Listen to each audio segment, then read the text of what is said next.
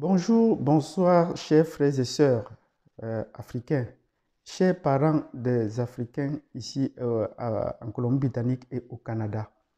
Je viens dans cette vidéo suite à la précédente vidéo que j'ai faite concernant la discrimination faite dans les écoles à l'égard de nos enfants.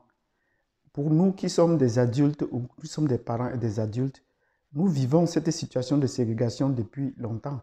Nos arrière-grands-parents ont vécu cela, l'esclavage, la colonisation, la décolonisation jusqu'à présent. Et pour beaucoup d'entre nous, c'est devenu une habitude ou un mode de vivre. Donc cela ne pose pas de problème. Il serait difficile de pouvoir remettre ce système en cause aux yeux de beaucoup d'entre nous. Et je vous ai dit, j'ai du mal parce que beaucoup de nos frères vont tenter parfois à nier, on va dire ce n'est pas possible. Et beaucoup plus du mal parfois lorsque il y a d'autres personnes qui veulent justifier, qui prennent des arguments des oppresseurs pour nous opposer. Je veux dire, par exemple, on demande toujours dans une situation d'oppression comme celle-ci ou de discrimination, on demande toujours aux victimes d'apporter des éléments de preuve. On continue toujours à les culpabiliser ou à les mépriser. Donc ça, c'est de la logique occidentale. Quand on vous demande d'apporter les chiffres, ils ont tous les chiffres sur les noirs. L'oppresseur a tous les chiffres sur les noirs. Ils n'ont pas besoin de dire d'apporter les chiffres. Et ils ont mis en place des organisations pour lutter contre la discrimination, contre le racisme. Ça existe au niveau fédéral, ça existe au niveau provincial, ça existe au niveau de chaque ville. Il y a des organisations, mais ils rendent les rapports vierges chaque année, mais ils ont des budgets pour cela.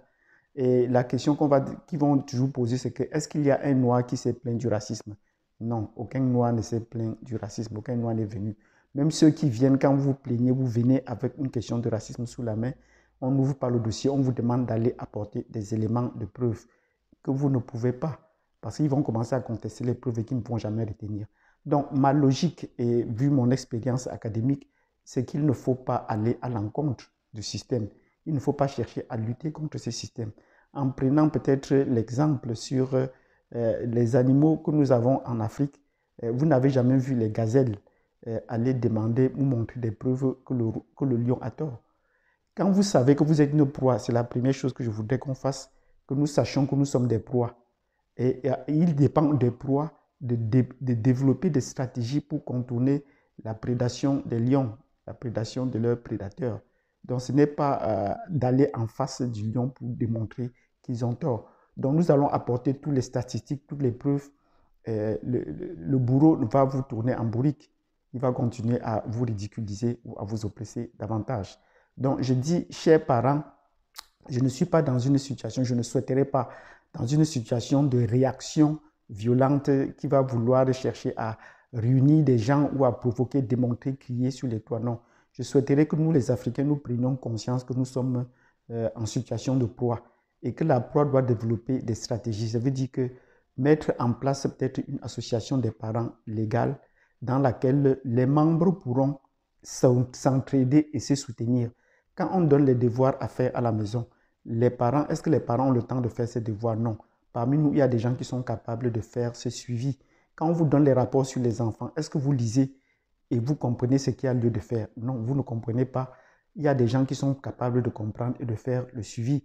Parce que c'est comme ça que l'orientation de l'enfant est faite, où son blocage est créé dès à présent et ce qui va le suivre tout au long de son cycle scolaire et l'empêcher d'entrer à l'université. Donc nous voulons que nos enfants, quand on les accuse à l'école qu'ils ne sont pas très bons en informatique, que nous trouvions des capacités à la maison de soutenir ces enfants encore plus forts en informatique ou en français. Parce que même nos enfants francophones, on estime parfois qu'ils ne sont pas assez bons en français, alors que ce n'est pas le cas. On cherche toujours des biais. Donc nous ne sommes pas dans une logique, moi particulièrement, je ne suis pas dans une logique de confrontation pour apporter les preuves aux prédateurs que voici pour confronter le prédateur. Non, jamais vous n'aurez raison face aux prédateurs. Cela a été depuis des siècles et ils vont toujours régner. Donc je vous prie, prenons conscience que nous sommes une proie. Organisons-nous comme font les gazelles dans les antilopes, dans les savanes africaines. Ils ne vous confrontent jamais le lion ou les prédateurs, mais ils trouvent des stratégies pour se donner des alertes.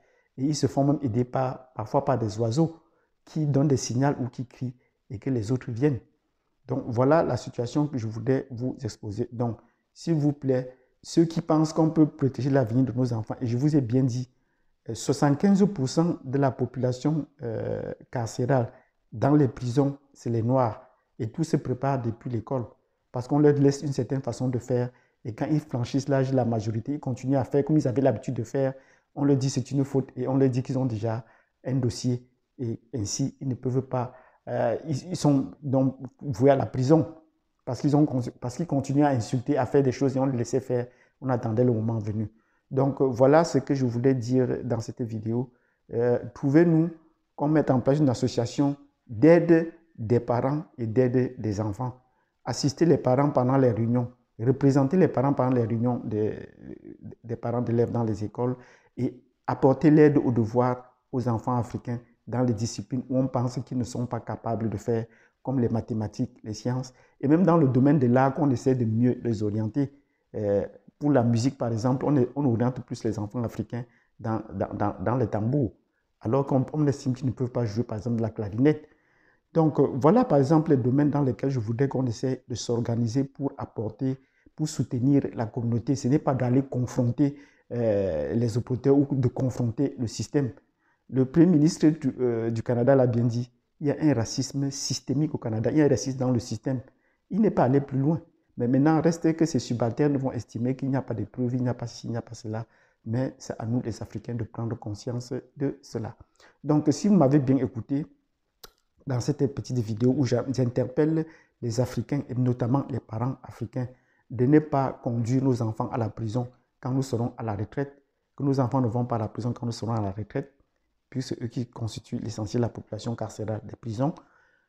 Prenez acte dès maintenant et réagissez comme ça se doit. Mettons-nous ensemble et développons des stratégies pour éviter ces chemins vers nos enfants, ces cheminements déjà préparés pour nos enfants. Évitons la confrontation. Donc, si vous m'avez bien écouté, je vous dis merci et j'attends vos réactions